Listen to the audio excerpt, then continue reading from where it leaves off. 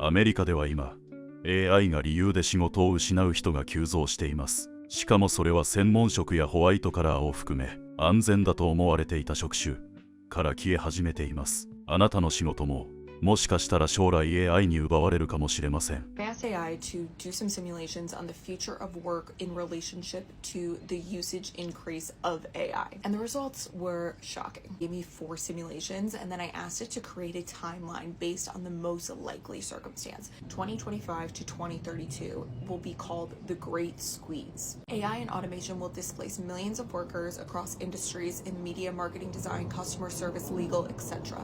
Job competition intensifies not just among humans, but between humans and AI. Gen Z and Alpha experience deep career anxiety. Burnout becomes the norm. Between 2030 and 2040, there will be a social reckoning. Governments will experiment with universal basic income. New class divide emerges. Those who know how to leverage AI, own assets, and build communities, and those who do not. This era is volatile. There will be protests and spiritual awakenings that will rise simultaneously.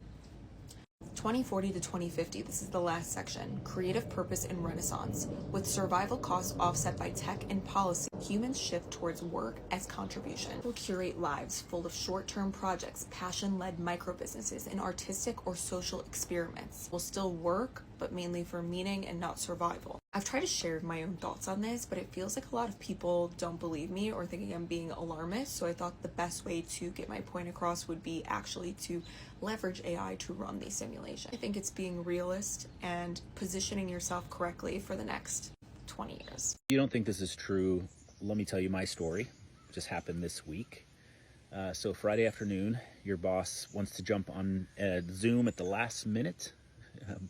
Be prepared that something's going on. So I kind of had been having this feeling for weeks.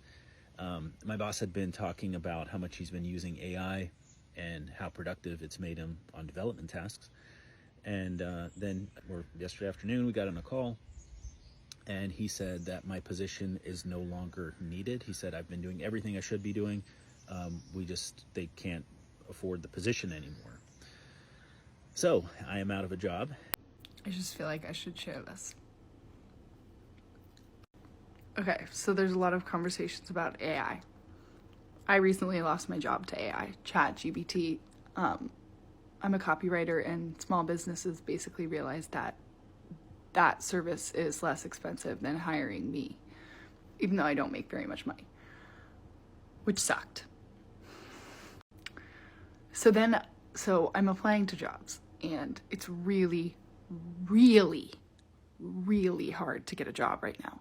Like, really hard. I don't know where. They said a labor shortage. Where? Who? No. That lies. I almost said fake news, but no. I finally get like an exciting prospect, and I'm like, they want a content writer. That's great. They're actually going to pay me a decent amount, or a livable wage. A livable wage. This is not something to call home about, but like more than $0, which is what I'm currently making, because my employer wouldn't call me an employee. I was technically working freelance, even though I was working full time. So I never got benefits, and I don't get unemployment. Anyways, so I got this exciting new job prospect. They seem really eager to interview me. They need a writer just like me. And, they need someone to start immediately.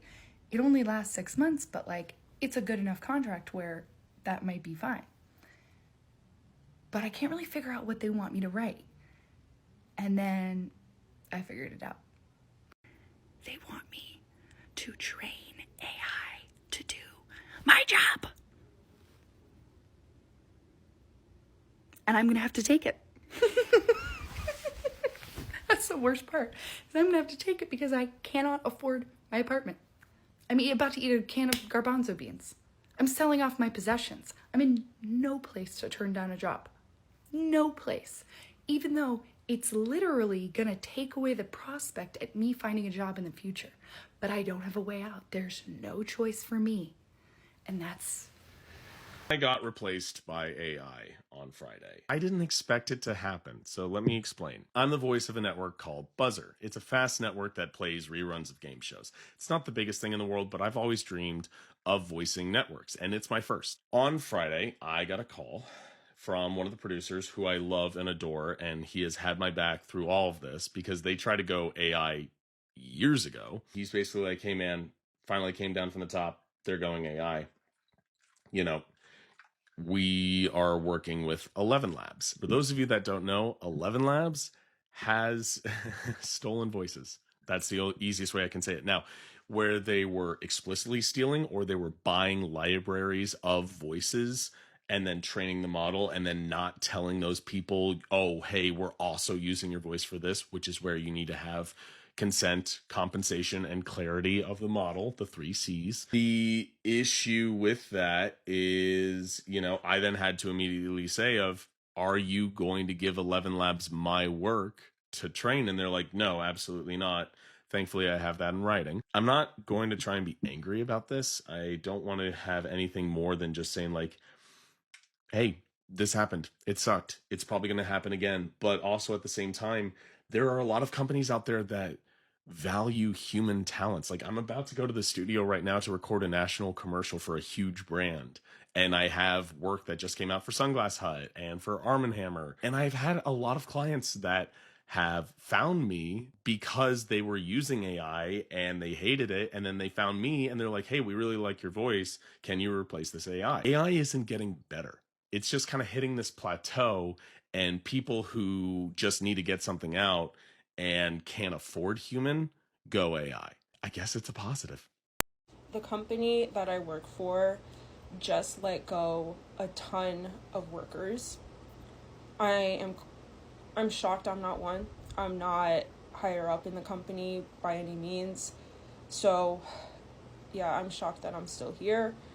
But they let go of a ton of people. They had a meeting. They sent out multiple very long emails letting us know of all of the layoffs and the people that will no longer be with the company. My manager is one of them. My manager. I would not even think that would even be a possibility, and yet here we are. I honestly don't know if I'm even safe in my job, since they've informed us, oh, we're not letting anyone go, everyone's going to be safe. And I wake up, or I clock in this morning, and this insane news. It was the first thing I noticed was my manager saying how grateful she was to work with this company and how amazing we are and how lucky she was. I worked with this woman for 3 years, over 3 years, and I'm shocked. And our CEO of the company basically confirmed it's because of AI. AI is taking over. There's no regulation to this. No one's doing anything about it.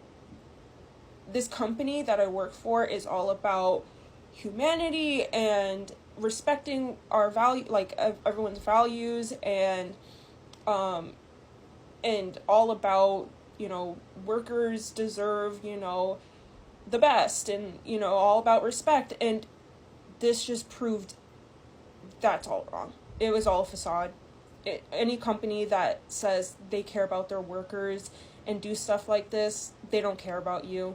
If anything, I wouldn't even be shocked that they're laughing because of how much money that they're saving. On the AI issue, look, I understand why people are worried that, you know, if you have a robot doing that job, does it take away from a blue-collar worker who can do that job? Right now, the evidence that I see is that if we really lean into robotics and technology, it's going to raise everybody's wages and make everybody better off. The example that I often give is of bank tellers. If you go back to when the automated teller machine was invented, everybody said it was going to destroy the jobs of all the bank tellers. What actually happened is that today you have more people working in bank telling than you did 50 years ago. They're doing different jobs. We about to fact check this first. If you mess with me, make sure you hit that follow button.